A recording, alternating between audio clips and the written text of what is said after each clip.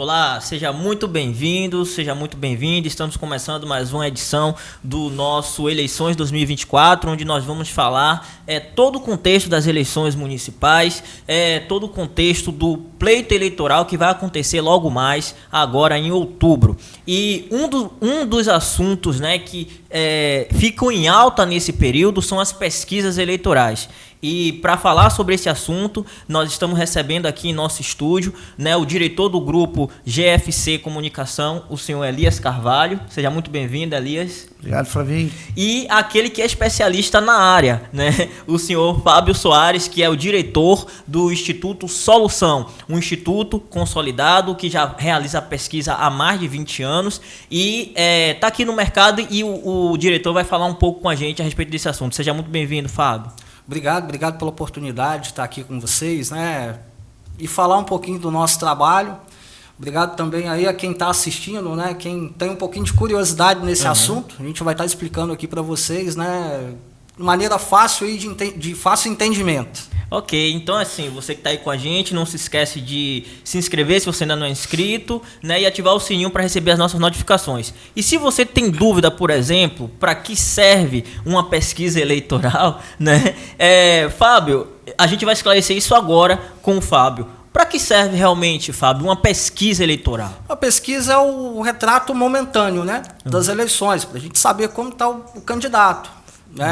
Sendo assim, bem simples, eu sou um candidato, quero saber qual que é o retrato atual, o que eu tenho ali de porcentagem, será que o meu nome vai alavancar, será que não? Então, os partidos, empresas costumam contratar as pesquisas e a gente faz a gente pega esses dados com os eleitores e tem o resultado na mão.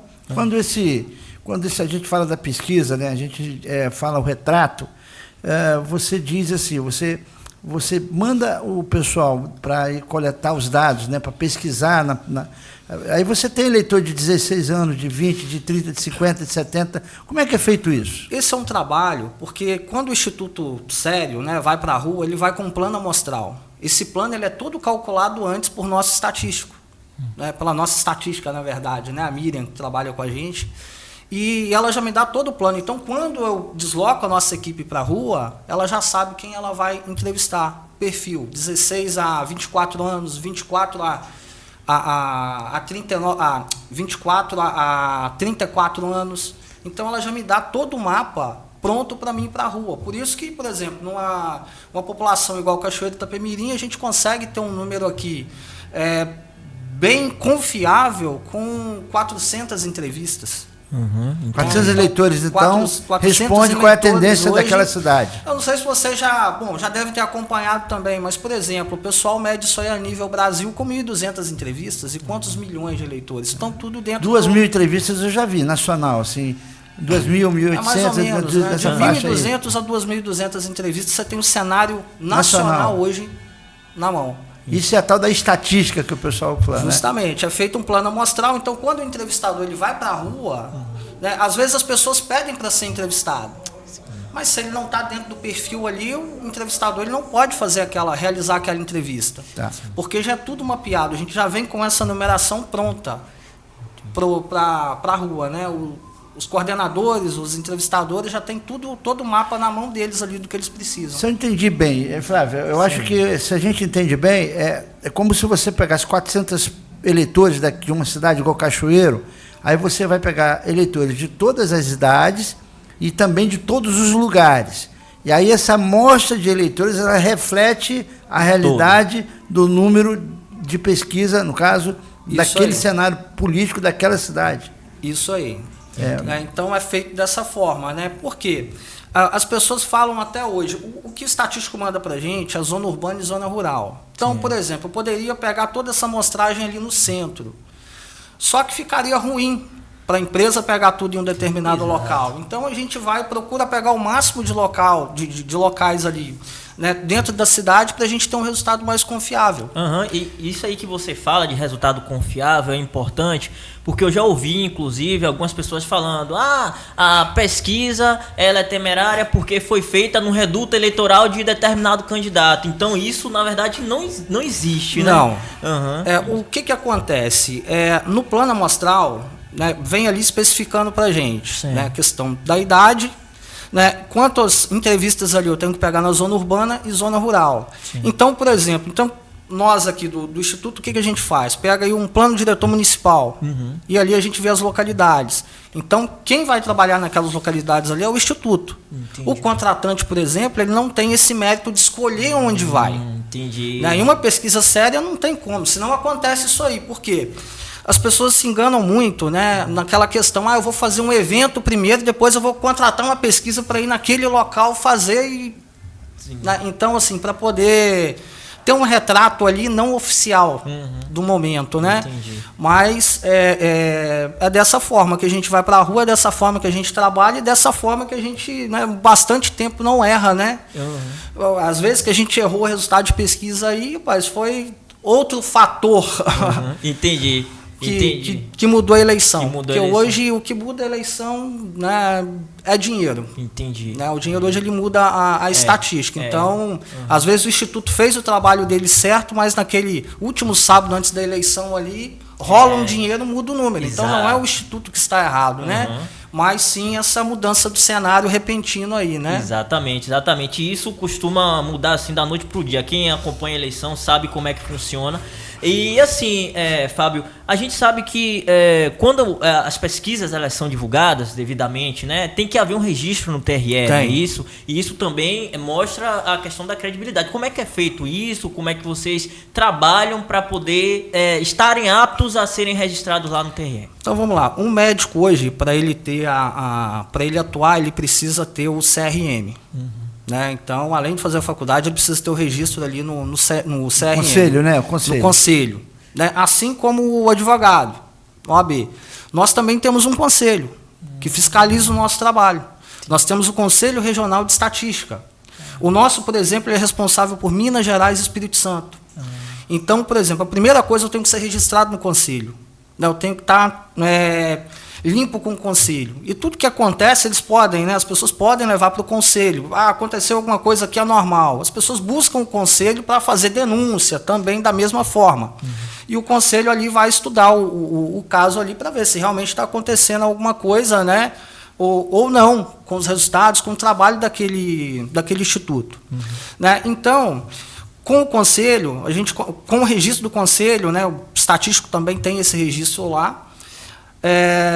Para registrar uma pesquisa, a gente entra no site do TSE, nós temos lá um local para registro, onde eu tenho que colocar todas as informações do que vai acontecer na pesquisa. Inclusive, né, eu tenho que colocar ali o meu registro no conselho.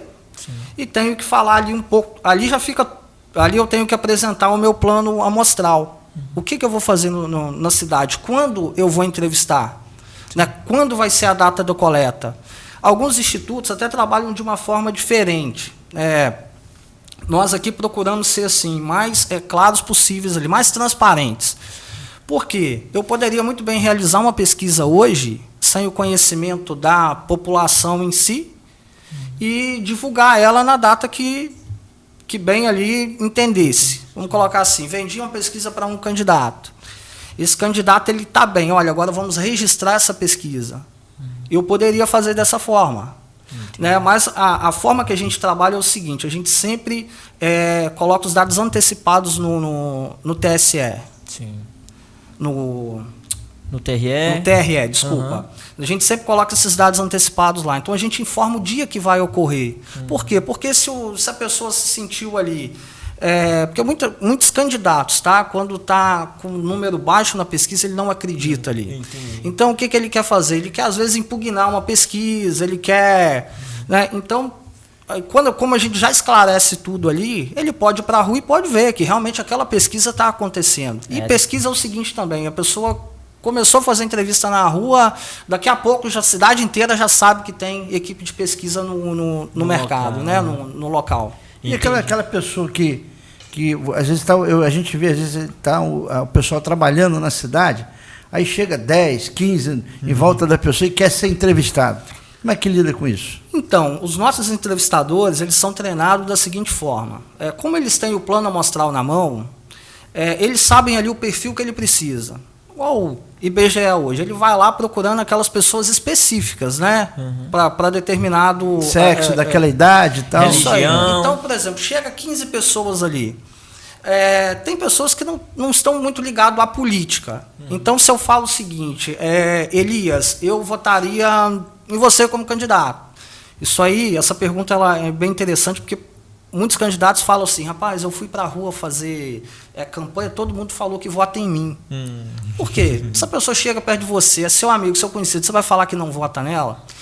A mesma coisa com o entrevistador, quando ele está com 15 pessoas, os 15 praticamente vão dar a mesma opinião. Então, eles são proibidos de pegar essas pessoas, grupos, né? Eles não podem pegar. Ele tira uma entrevista, de repente, dos 15 Ele pode pegar uma entrevista, se tiver outro entrevistador ali. 2 entrevistas é o máximo que a gente aconselha ali as pessoas a pegarem. Entendi. Né? Essa questão que você falou aí um pouco, a gente vai voltar um pouco, da questão da transparência do registro, né, lá no TRE e tal. E assim, você citou que alguns determinados candidatos ou pré-candidatos, quando eles veem que estão abaixo ali, eles tentam impugnar, fazer essas coisas. Mas a gente sabe que uma pesquisa, ela não é apenas para mostrar se o candidato está na frente ou atrás, né?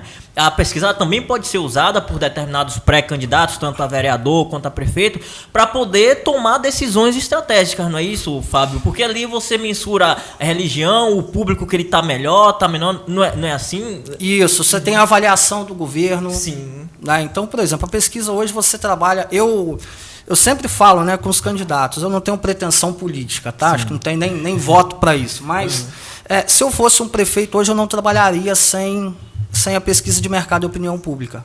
Não é a pesquisa eleitoral em si.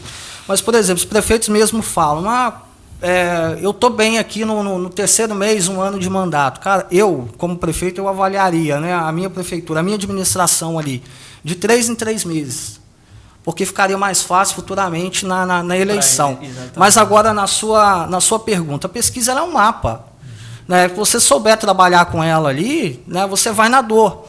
Teve uma eleição, não vou citar nomes aqui de candidato, mas teve uma eleição que nós entregamos para o contratante, e o contratante estava com 67% de rejeição. Hoje, o que é mais difícil de você reverter numa pesquisa chama-se rejeição. O que é uma rejeição do candidato? Me explica melhor. Rejeição é quando a pessoa diz para a gente que não vota de jeito nenhum naquele candidato. Ele fala, olha, não voto, o entrevistador faz a pergunta, né? Vem a pergunta espontânea, estimulada, eu vou falar para vocês depois o que é, e vem a rejeição. Então, Elias, essas eleições, em qual desses candidatos, né? Por que qual desses candidatos? Porque você já falou, já citou, já mostrou para eles alguns nomes. Em qual desses candidatos você não votaria de jeito nenhum? Eu não votaria em fulano de tal. Com certeza, já... Né, alguma coisa ele tem ali para ser rejeitado. Não vou entrar aqui em méritos ali. E isso é normal quando a pessoa está na administração. Às vezes ele está muito bem avaliado e às vezes a rejeição dele vai lá em cima. E nós pegamos um candidato desse, 67% de rejeição.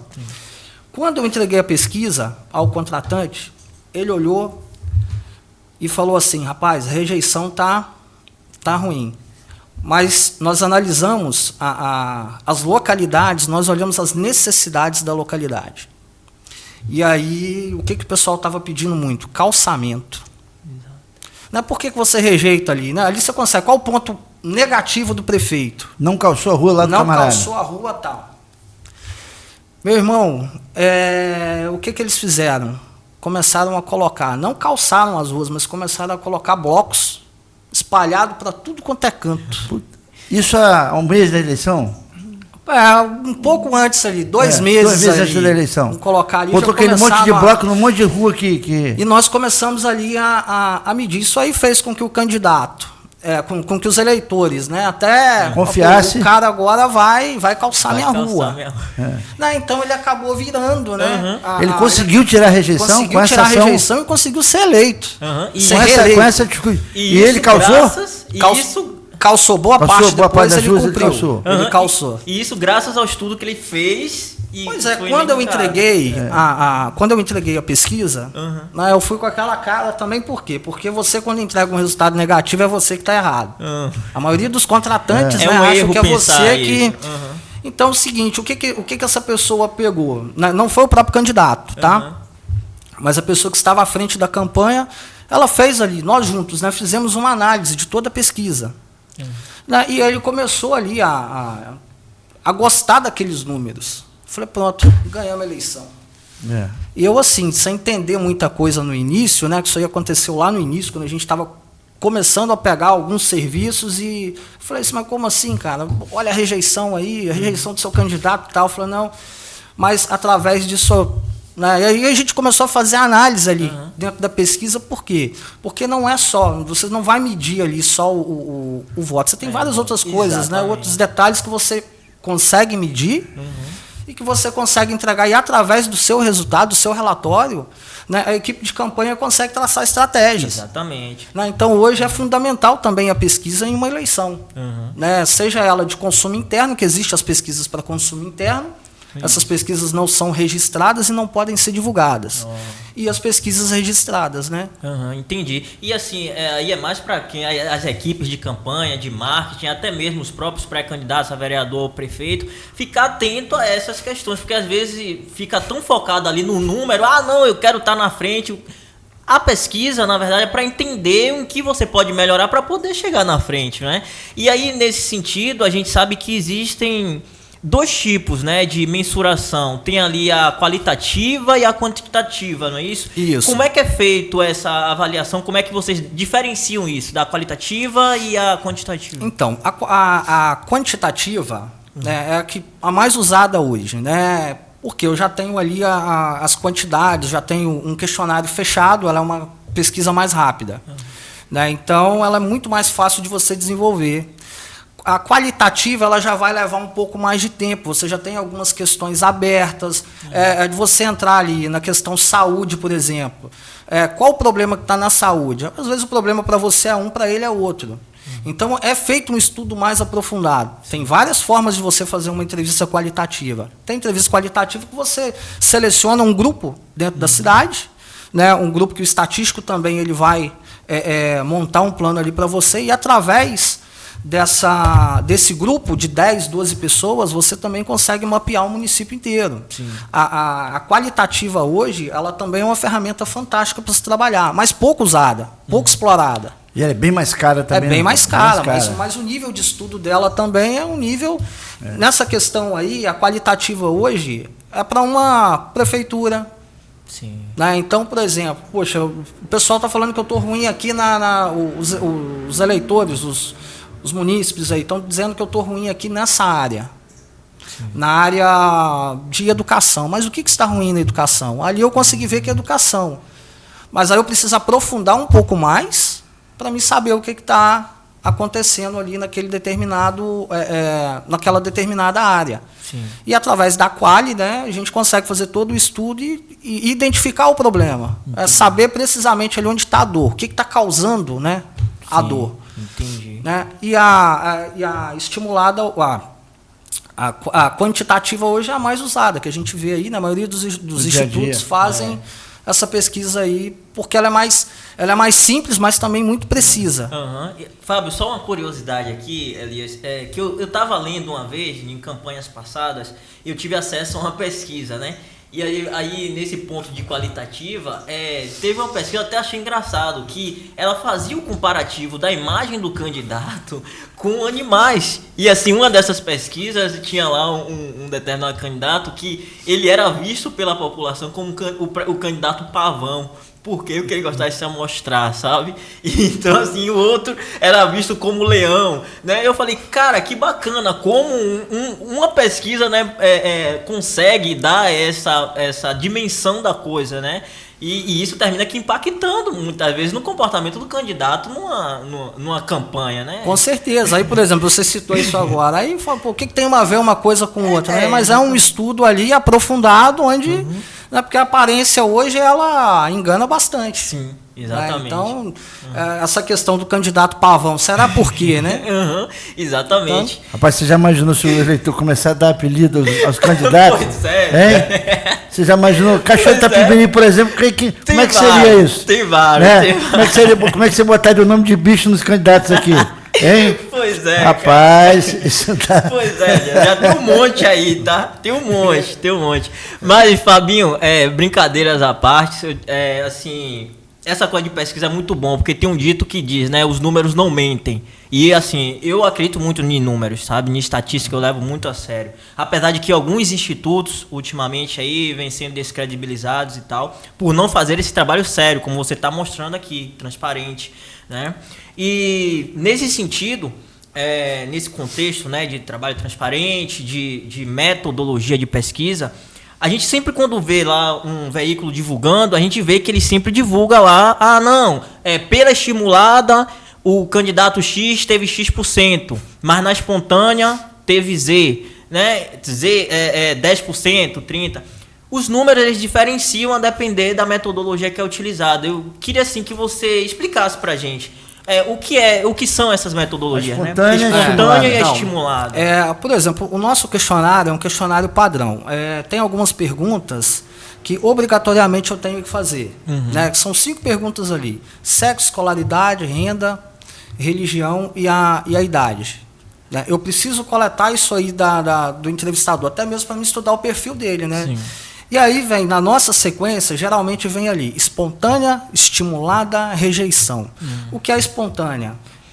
Flavinho, claro que eu não vou te chamar pelo nome, né? Que eu abordo a pessoa e faço a seguinte pergunta: se as eleições fossem hoje, quem você votaria para prefeito de tal cidade? Né? Da sua cidade, no caso, né?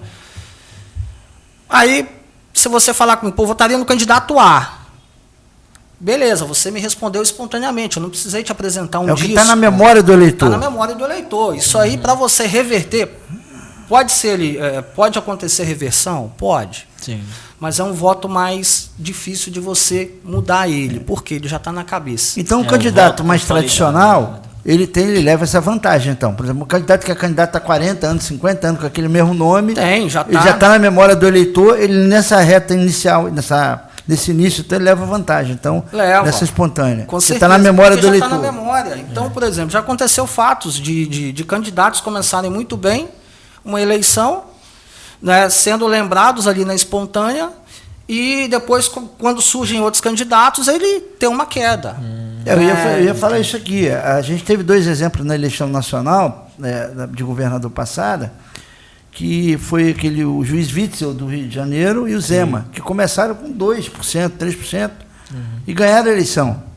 Quer dizer, então, o que significa que se o candidato está com um número pequeno no início de eleição, não está perdido. Ele pode chegar e pode surpreender. Isso aí o que vai depender, claro, a campanha dele, né, e os projetos que ele vai apresentar para a população. Então, você falou em 2 casos aí que muitas pesquisas, muitos institutos erraram, né? Até mesmo os resultados, né? E quando começa a espontânea, né, a gente entrega para o candidato, né, e já alerta também, já mostra para ele ali, ou para o candidato, para o contratante, ou para a equipe, né, de marketing, a gente já mostra para ele ali um crescimento, por exemplo, da espontânea para a estimulada. Por que a estimulada vai ser sempre maior do que a espontânea? Porque se ele me falou o seguinte, que vota no candidato A, eu não preciso estimular para ele novamente com o nome dos candidatos. Então, por exemplo, se ele falou A, ele está mantendo aquilo ali.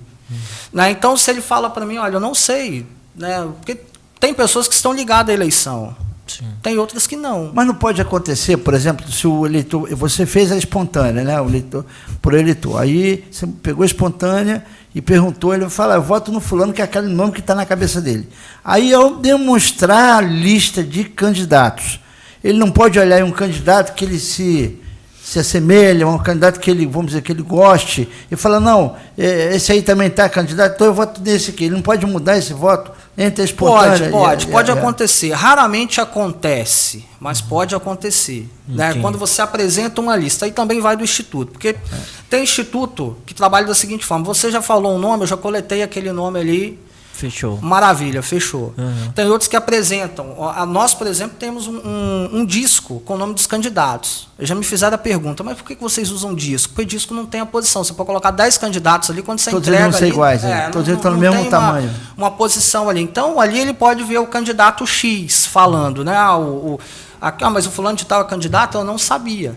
Aí pode sim votar no candidato, mas quando ela está com o nome na cabeça, raramente ela vai... Tira, né? Ela tira ali. Ela vai mudar. Ela pode, no decorrer, né, fazer essa substituição do candidato, mas geralmente quando ela fala na espontânea, ela já, na estimulada, ela já confirma aquele candidato ali. Então, porque quando a pessoa está em dúvida, ela vai falar quem são, né, os candidatos. Né? Eu não sei quem são os candidatos. E para os nossos entrevistadores não ter que citar o nome, porque às vezes uma ênfase, né, parece que já quer levar o cara a um candidato X. Você votaria no candidato A, no candidato B ou no candidato C? Aí beleza. O tom, a entonação já... Tudo isso aí. Então, por isso que a gente trabalha com esse disco. Porque o disco ali não tem como você dar entonação, não tem como você indicar, eu votaria aqui no fulano de tal. Né? Maravilha. Então, né, é computado aquilo ali. E aí vem a rejeição. Porque tem pessoas também que estão desligadas, né? Que às vezes ela fala assim, eu votaria no candidato A. Aí quem que você... por exemplo, na estimulada, quem são os candidatos? Eita. Pode falar. Vamos lá. Vamos lá, candidato A. Se as eleições fossem hoje, quem você votaria? Quem são os candidatos? Candidato A. Aí vamos lá, qual desses candidatos você não votaria de jeito nenhum? Às vezes a pessoa não teve a percepção ali de entender que era de jeito nenhum e fala, não, candidato A. Então não tem como a pessoa votar no candidato e falar que rejeita ele. E isso tudo, depois que a coleta é realizada, né, nós vamos ali, 20% dos questionários são todos analisados. Porque o nosso sistema hoje, ele nos dá a capacidade ali de olhar, né, verificar o questionário por questionário. Se tem algum questionário suspeito, o sistema também ele me indica ali os questionários. Então, 20% dos questionários ali, a gente faz a leitura deles manualmente na hora de fechar a pesquisa. Né? Aí muitas pessoas falam, mas não pode ser mexido nesse questionário. Cara, o sistema que a gente usa hoje não tem como alterar. Depois que eu coletei um dado ali, eu não consigo alterar. E um fato importante agora, nós estamos fazendo um investimento aí em um outro aplicativo, que esse aplicativo ele grava o áudio do início ao fim da entrevista. Bacana. Então, onde vai dar mais credibilidade, né? Porque nós temos hoje aí o controle de verificação do sistema, né? Que qualquer partido ele pode solicitar, ele pode ter acesso, né, judicialmente lá ao meu sistema. Então, nada melhor que você mostrar para ele que a pesquisa ali ela foi, que a entrevista ela foi realmente realizada, né? Então, por exemplo, é um sistema que a gente está desenvolvendo, já deve colocar ele em prática agora para qualquer problema eleitoral, para poder apresentar, porque a gente quer apresentar a transparência, tanto para quem contrata quanto para a população. A gente precisa apresentar isso. Os institutos hoje realmente tiveram aí um ponto negativo, né? Vem tendo pontos negativos, a gente precisa positivar. Né? Isso aí. Então, por exemplo, um questionário nosso, ele vai ser ali todo, né? Praticamente já é auditado, monitorado, né? É e monitorado. Vai ser. E até entrando nessa questão, um fato importante também, né? Nesse novo aplicativo que o Instituto Solução ele vai usar, que cada local que está sendo realizada a entrevista, ele vai ter ali a localização geográfica. Em tempo real? Em tempo real. Então você está com uma equipe fazendo uma entrevista, por exemplo, fazendo uma pesquisa em Venda Nova do Imigrante.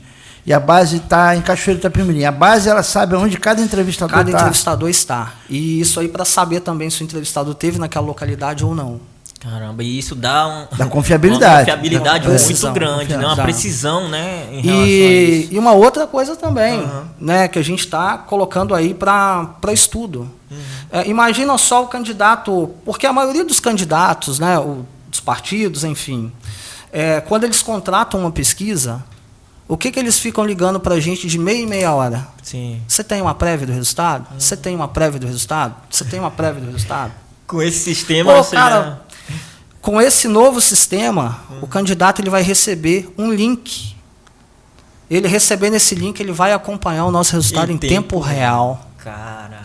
Então, caramba, assim, muito bom, tá? Muito não bom. Existe. Qual é o problema? Claro que para isso ele vai ter que assinar um termo de confidencialidade, porque se a minha pesquisa ela não foi divulgada ainda, né? Ou registrada, né? Por exemplo, se não é registrada, se sai uma divulgação dessa, o Instituto ele é citado. Isso é proibido, não pode sair. Então, a pessoa tem que assinar um termo ali de confidencialidade ali, porque qualquer vazamento de dados, né? Sim. Porque a nossa empresa não tem intenção em vazar dados. Sim. Não vai entregar dados para ninguém. Então, a gente está trabalhando para ter o máximo de confiança do eleitor.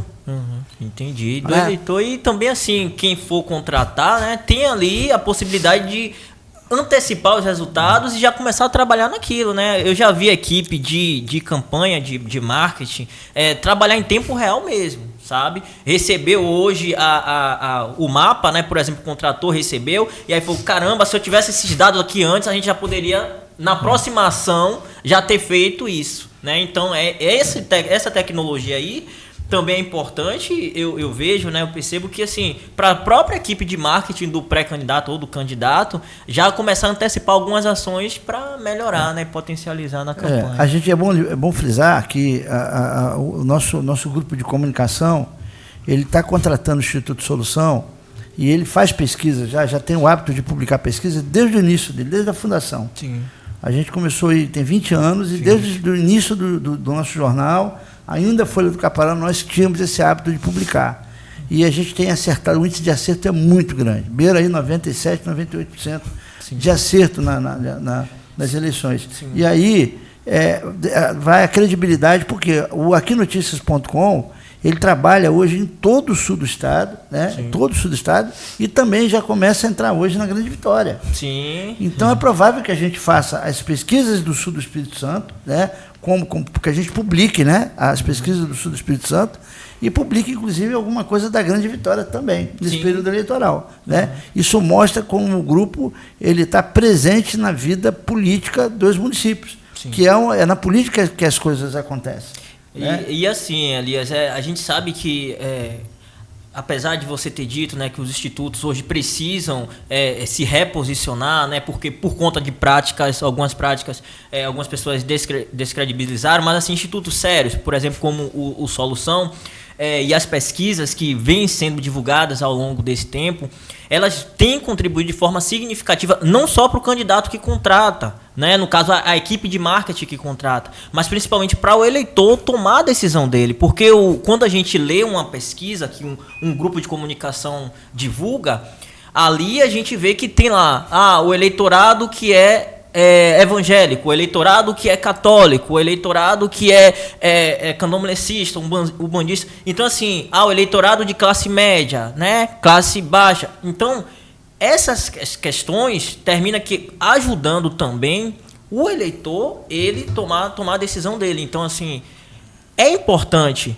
ter essa parceria dos institutos com os grupos de comunicação. E voltando para falar a respeito lá da Grande Vitória e no caso até mesmo da capital, né, é importante porque assim, tem pessoas que, por exemplo, estão no interior, mas o título ainda está na capital. Entende? Então, assim, tem pessoas que, não, eu decidi mudar esse ano para o interior, mas assim, não transferi meu título ainda é da capital. Então é importante para eles também saberem do que está acontecendo. Tem um ponto importante, que porque cada candidato, se você tiver 10 candidatos na cidade, os 10 vão dizer que estão na frente. Sim. Né? Aí daqui a pouco o cara começa a publicar os áudios, os vídeos lá, o homem disparou, o homem disparou.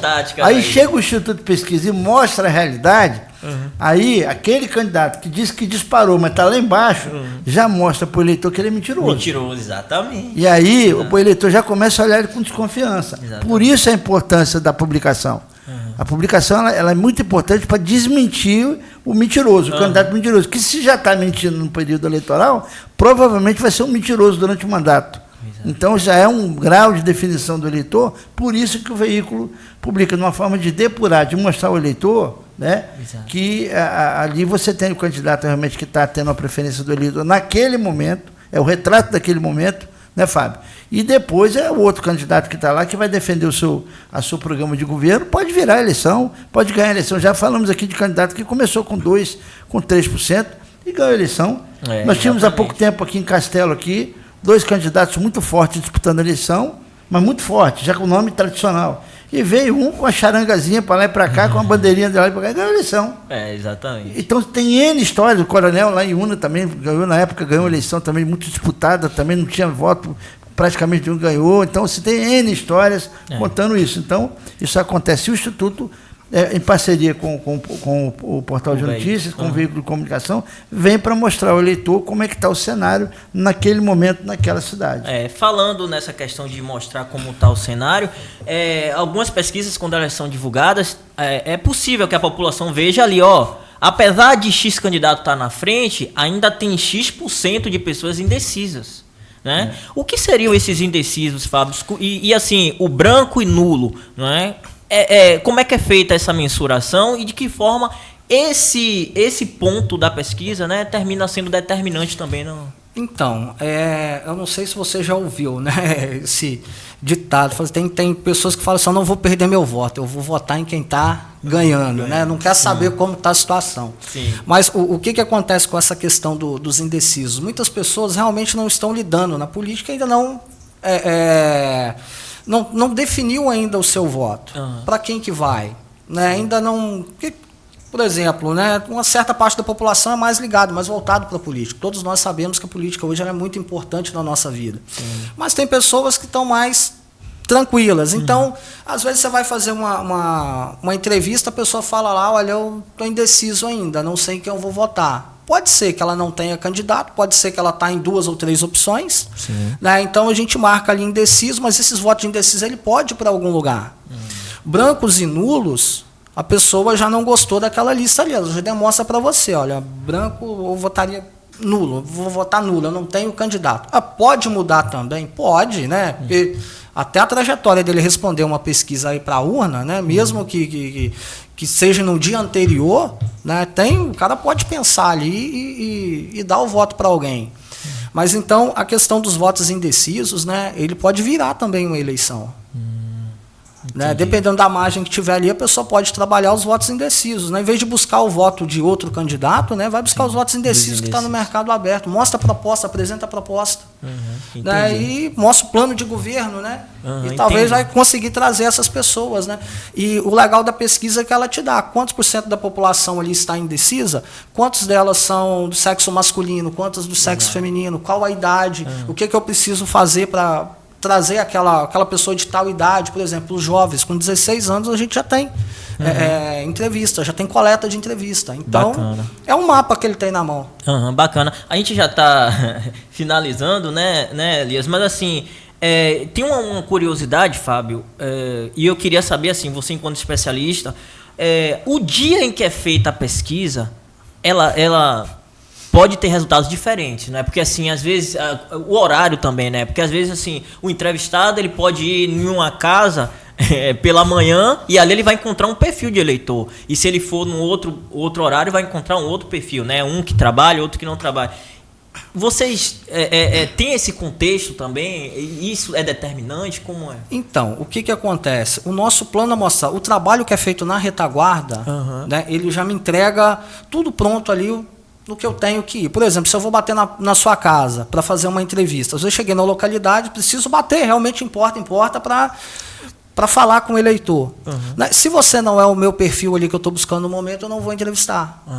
Eu não posso entrevistar aquele perfil. Entendi. Então, se tiver dentro do perfil ali, eu vou concluir a entrevista. Mas o fato mais interessante, né, a pesquisa era como se fosse uma câmera fotográfica.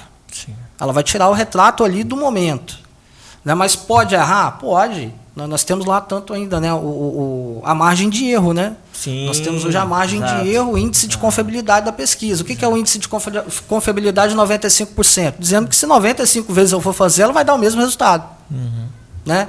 A margem de erro, eu posso errar ali para baixo e para cima. Teve um determinado município, né, que nós fizemos uma pesquisa, nós publicamos uma pesquisa, só que antes da publicação, uma pessoa veio e falou assim: rapaz, meu candidato tá prestes a ganhar a eleição. A gente não consegue ter uma conversa, já estava tudo registrado, e o candidato... nós falamos para o candidato: olha, não tem como fazer nada. O que eles fizeram? Foram impugnar a pesquisa. Nossa. Impugnaram. Aí eu estava de boa em casa, quando chega o pessoal lá para me citar. né, para fazer citação. A Justiça Eleitoral, né, as pessoas do partido sabiam onde eu morava, foram até a minha casa, me buscaram, me levaram até o cartório eleitoral para ser intimado. Nossa. Então, assim, não tinha como sair correndo ali. Eles colocaram no carro e o que acontece? Falaram que as nossas pesquisas tinham sido feitas, né, em bares, em vários diversos lugares e fotografaram. Né? Nossa. Só que o seguinte, não eram os nossos entrevistadores, que os nossos entrevistadores, todos eles são uniformizados. Né? Quando puxou o zoom lá, viu que não era a nossa empresa, mas aquilo ali foi praticamente fraudado. Né? Beleza, nós não conseguimos ali, nós registramos, mas não conseguimos publicar. Sim. E depois da eleição, o juiz, né, que analisou ali, o juiz eleitoral, ele deu ali os parabéns ao Instituto. Por quê? Porque nós falamos que o candidato X teria ali 3% de frente, o candidato ganhou com 3% de frente. Nossa. Então a confiabilidade. Ele falou lá, olha aqui, ó, né, julgo aqui improcedente dizendo que o resultado bateu. Infelizmente, só foi depois das eleições. Né, porque a Justiça Eleitoral te dá o prazo ali de horas. E uma pesquisa na reta final, ela ajuda você a trazer os votos dos indecisos. Com essa história aí, Fabinho, eu quero assim, aproveitar a oportunidade, Fabinho, de que para que o eleitor tome muito cuidado nessas eleições. Né? Nós tivemos casos nas eleições passadas do prefeito, que eles pegaram a nossa marca do portal, fraudaram o número e publicaram como se fosse a gente. Nós somos citados, aí nós tivemos que fazer a nossa defesa e provar que aqueles números que estavam lá eram números fraudados. Né? Fake news, já há 4 anos atrás. Né? E isso vai acontecer agora de novo. Eu tenho certeza que isso vai acontecer, infelizmente. Então, como é que o leitor pode ver se aquele número que ele está recebendo, se aquele papel com a pesquisa, se aquele WhatsApp com a pesquisa está correto? Ele vai lá no nosso site e entra no nosso site. Aqui ele acessa o nosso site. Aí lá no nosso site é o número correto, é aquele que está ali. Entendeu? Então não confie só no WhatsApp que você recebeu. Né? Se você recebeu um WhatsApp lá, vai lá no nosso site, entra no nosso site e confere. Porque o número correto é aquele ali que está dentro do site. Dentro do link lá, aqui notícias.com. Exatamente. E sempre busca também, né? Entra no site, dá uma olhada, busca também no site do TRE também, para poder olhar o registro também, se a pesquisa é registrada, porque hoje, né, do jeito que está o mercado digital aí, né, essas tecnologias, as pessoas realmente elas manipulam o dado e usam, né, o nome de institutos. Eu não vou falar só do Instituto Solução, mas pode usar de qualquer um, de uma forma aí leviana para se ter benefícios, né? Então o eleitor também ele tem que ter muito cuidado, né, em cima do que ele está recebendo ali no WhatsApp, né? Esse material de campanha que chegou até ele. Ele tem que ficar atento a isso aí também. Exatamente. E aí vem aquela questão, Elias, da importância, né, de um instituto de pesquisa ter a parceria com um determinado veículo de comunicação de credibilidade, porque é onde ele vai encontrar ali, né, no caso, os dados reais, a confiança para poder, no caso, tomar sua decisão final. Justamente. Por exemplo, aqui, o Instituto ele tem anos aí de mercado. Sim. Portal de notícias também, né, já tem anos aí de mercado. 20 anos. São 20 anos. E, sinceramente, quem é que quer perder a credibilidade? Ninguém. Então, nenhum nem outro. Então, a parceria ela tem que ser certa para que nenhum deles venham a sofrer, né, com esses cancelamentos. Exatamente. Então, poxa, o Instituto está trabalhando para fulano de tal, o Instituto está trabalhando para fulano. A gente tem uma parceria aqui, não só, né, com o Aqui Notícias, temos outros parceiros também, né, canais, veículos de comunicação e assim, o trabalho que o Instituto entrega é um trabalho sério, um trabalho, né, confiança. E é tão sério que a própria Justiça Eleitoral reconheceu isso naquele caso, né? Então, as pessoas precisam ficar atentas. E hoje, né, com a tecnologia, como eu falei para vocês, né, da tecnologia hoje que nós estamos investindo, e não é barato uma tecnologia dessa. Porque tem muitas pessoas ainda, não desfazendo de outros institutos, mas às vezes que trabalham com papel. Isso aí, entendi. Né, esses dias mesmo estava na rua, a minha esposa falou, o pessoal está fazendo o quê? Eu falei, pesquisa, mas está com folha de papel na mão, com prancheta, tem muita gente que ainda faz. Analógico ainda. Analógico. Mas é um método que funciona. Começou assim, né? Nós começamos assim. Né? Eu também já fiz muita pesquisa na rua com prancheta. Só que hoje, por exemplo, terminei 5 horas, 6 horas, 7 horas, uma pesquisa, né, cara, em menos de 1 hora Para te falar, eu já tenho o resultado dela ali em tempo real, já está comigo ali. Só que ela tem que passar por uma análise. Né? Mas em 1 hora o candidato, o partido político já pode receber a pesquisa dele lá, completinha. E falando assim, só para a gente contextualizar nessa questão de tecnologia, porque inclusive o próprio TRE está investindo muito em tecnologia, né? Porque assim, inteligência artificial, essas questões todas, porque assim como elas são usadas para o mal, também são usadas para o bem, não é? Sim. E aí falando nesse contexto de tecnologia, de se digitalizar, não é, Fábio? De que forma, né, essa digitalização, essas tecnologias que o Instituto está usando já podem ser usadas agora, né? Para quem for contratar, por exemplo, o Instituto. Sim, né? claro. Já vão ter acesso a essas novas tecnologias, né? Então, por exemplo, a tecnologia não é barata para você implementar ela. Né? Muitas pessoas questionam até em valores. Falam, por que o de vocês está mais caro? Porque a gente trabalha com tecnologia de ponta. Hoje, assim, quais seriam essas tecnologias? Só você já pincelou lá antes, né? Mas eu queria que você falasse a respeito do software que você usa, mais especificamente, né? Então, esse software a gente vai começar a fazer o teste com ele. A gente já trabalha com um que nos atendeu até o momento, excelente. Eu não vou citar nomes aqui, mas esse outro é desenvolvido aí, exclusivo, né? Para a nossa empresa. Né? A gente está numa parceria lá, já desenvolvendo há alguns meses. E esse aplicativo, eu vou conseguir coletar as pesquisas na rua por meio de celular ou tablet. Né? Então, e tudo que o entrevistador está respondendo ali, está chegando para mim em tempo real. Né? Eu sei o momento que acontece a entrevista, eu sei a hora que acontece a entrevista que o aplicativo me permite. Né? Saber o horário. Então, quando ele finaliza ali o questionário já chega para mim com áudio. Então, ou seja, será que essa entrevista foi feita ou esse questionário é montado? Né? Então, ele já chega para a gente ali com áudio.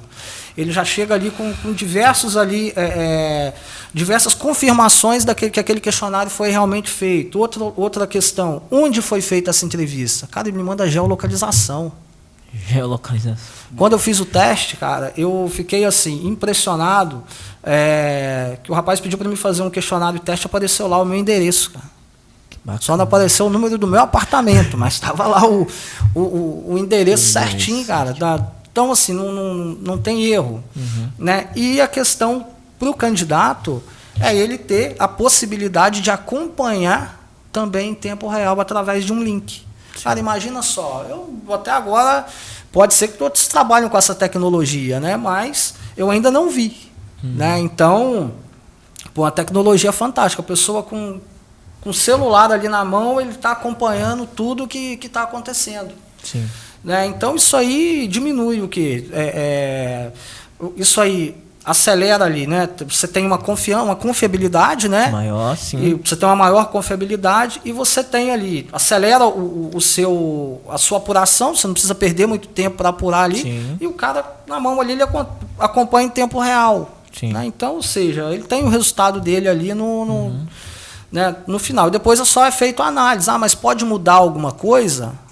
Pode. Né? Porque a gente vai validar o questionário. Se o questionário está validado ou não. Se é um questionário suspeito, ele sai da sua lista. Né, da minha lista. Isso aí que você está falando, Fábio, é muito importante, tá? Porque assim, a gente está na pré-campanha, ok. Mas quando chega na campanha, e aí eu falo para os pré-candidatos, principalmente da executiva, né, da majoritária, as equipes de campanha, elas terminam recorrendo aos institutos para fazer pesquisas que, eu não sei se aqui é o mesmo termo que chama, as tracking, né, que são pesquisas meio que diárias para entender como é que está sendo a virada de voto, como é que está sendo o desempenho do candidato, ali quase que em tempo real. Então esse diferencial desse instituto aí vai ser muito bacana, tá? Porque assim, eu já acompanhei alguns processos. E assim, o nosso tracking era meio que analógico, né? E assim, se a gente tivesse essa tecnologia, a gente ia sair na frente de forma muito mais eficaz, né? Com certeza. Então, esse diferencial para esse tipo de pesquisa que precisa ser diária, né? Para entender o comportamento do candidato, a evolução dele, esse diferencial aí vai ser muito oportuno, sabe? Então, assim, coloca o candidato na frente anos-luz dos outros, né? Para tomar decisões. Né? Imagina só, você acabou de fazer uma pesquisa na sua cidade. Em 1 hora você já está com o resultado completo na sua mão para você trabalhar com a sua equipe. Exatamente. Com a sua equipe de marketing ali. Cara, isso é fantástico. Fantástico. Né? Então, isso aí, assim, o candidato que você falou, tá anos-luz na frente. Ele já tem, porque hoje, cara, a informação, ela vale ouro. Exatamente. A informação, ela vale ouro. E tratando-se de campanha, Elias, assim, é incrível como a informação, ela é de extrema importância. Porque, às vezes, o candidato, não, tô me lançando candidato. Mas ele se lançar no escuro, ele não tem para onde ir, ele não tem um caminho. E quem dá esse caminho é justamente a pesquisa, sabe? Eu tô falando do ponto de vista do contratante, no caso, do candidato, da equipe de marketing. Porque só quem já trabalha com marketing e quem é candidato sério, né, tá saindo, entende a importância de ter informação. Porque com a informação ele também vai ter o caminho, né? Então, assim, ele vai ter o direcionamento. Eu tô errando aqui, ó, vamos acertar. Eu também acompanhei uma outra campanha que era feito dessa forma mesmo. Assim, não, você tá errando aqui, seu discurso, as pessoas não estão gostando desse discurso aqui, ó, a pesquisa tá mostrando isso. E aí ele ia lá e corrigia o discurso. E era nítido, a pesquisa vinha de novo e mostrava, você melhorou, quanta gente está dizendo que agora vota em você. Então, assim, o estudo ele é importante porque ele é o norte, né? Ele direciona qualquer campanha e realmente decide, né? Informação é tudo. Não, com certeza, informação na mão hoje é tudo. Então dá para o candidato ali ter o norte, onde ele precisa trabalhar. Não pode falar que não ficou sabendo, né? Então é isso, Fábio. Assim, tudo que é bom dura pouco, né? E infelizmente o nosso bate-papo está chegando ao fim, né? Eu agradeço ao Elias, né, pela participação aqui, ele enquanto diretor de um grupo de comunicação, né? E agradeço a você também, Fábio, por ter disponibilizado seu tempo aí para esclarecer aos nossos internautas, a nós aqui, sobre essa questão das pesquisas eleitorais, né? Não, tranquilo. A gente que tá mais nos bastidores aqui fica meio né, tremendo aqui nas câmeras, mas é bom, agradeço o convite, foi bom ter participado aqui, espero ter tirado aí as dúvidas e só deixar um recado também para quem está nos ouvindo aí, né? Procure saber, foi falado isso aqui também, procure saber da veracidade daqueles dados. Entre sempre no portal do contratante, né, confirma o número, lá ele tem que publicar o número do registro da pesquisa, né, e vai lá no site, no site do TRE e também confirma se aquela pesquisa é existente. Né, porque assim vai te ajudar bastante a definir o seu voto, né? Porque a informação verídica é tudo, né? E Fábio, e o pessoal que está assistindo a gente, que quiser contratar uma pesquisa com vocês, qual o contato que pode, qual o telefone que você pode deixar e as pessoas... Então, né, quem quiser ir fazer um orçamento, né, pode entrar em contato, vou deixar aqui direto o meu número mesmo, né, que é o 28, DDD 28, 999 19 68 39. Pode mandar mensagem por zap ali que a gente está sempre respondendo aí, né, e fazendo os orçamentos aí. Então é o nosso telefone de contato hoje. Show. Então, tá bom. Beleza. Obrigado, Fábio. Valeu, obrigado você que ficou com a gente até aqui. Lembrando que se você não é inscrito ou inscrita, inscreva-se no nosso canal e ative o sininho para receber as nossas notificações. Um abraço e até a próxima.